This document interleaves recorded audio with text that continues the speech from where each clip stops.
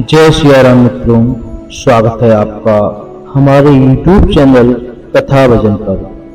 हमारे चैनल के माध्यम से आप सुनेंगे धार्मिक ग्रंथों की अनगिनत कथाएं।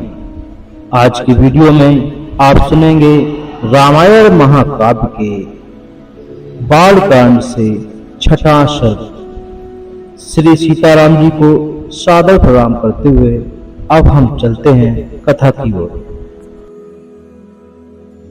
अयोध्यापुरी के राजा दशरथ अपनी प्रजा वर्ग का पालन बड़े ही प्रेम पूर्वक व धर्म पूर्वक करते थे और प्रजा भी उनसे बड़ा प्रेम करती थी।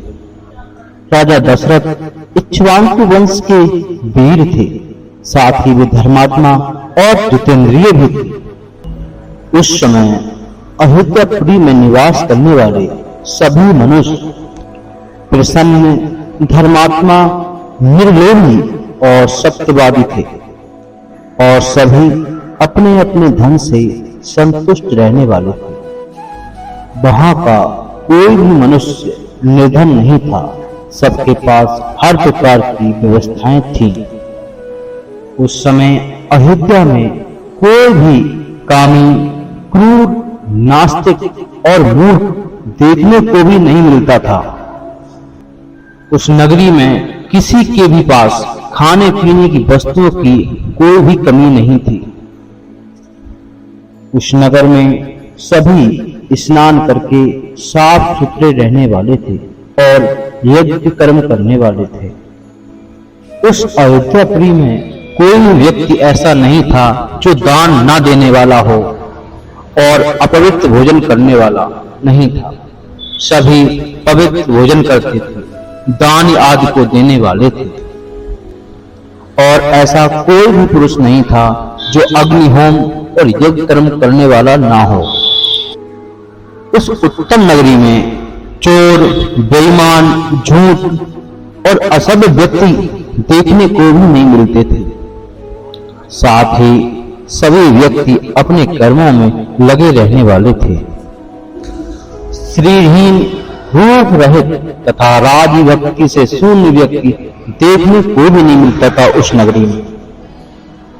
उस पुरी में निवास करने वाले सभी मनुष्य दीर्घ आयु वाले थे और सत्य का आश्रय लेकर जीने वाले थे।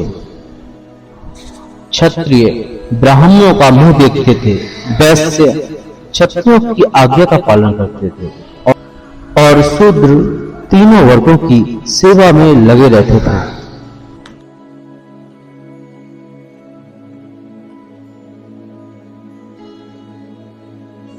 वह अयोध्यापुरी अस्त्र और शस्त्र के ज्ञाताओं से भरी पूरी थी। उत्तम घोड़े और गजों से वह नगरी परिपूर्ण थी।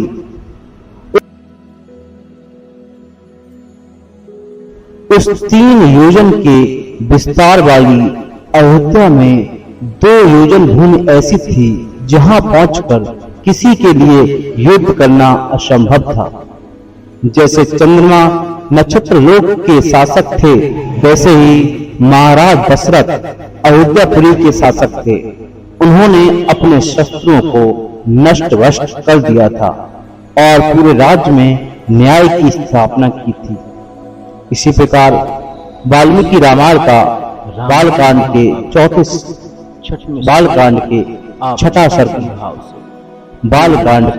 छठा सर्ग पूर्ण हुआ। 7वें सर्ग में इस प्रकार रामायण महाकाव्य के 6वें सर्ग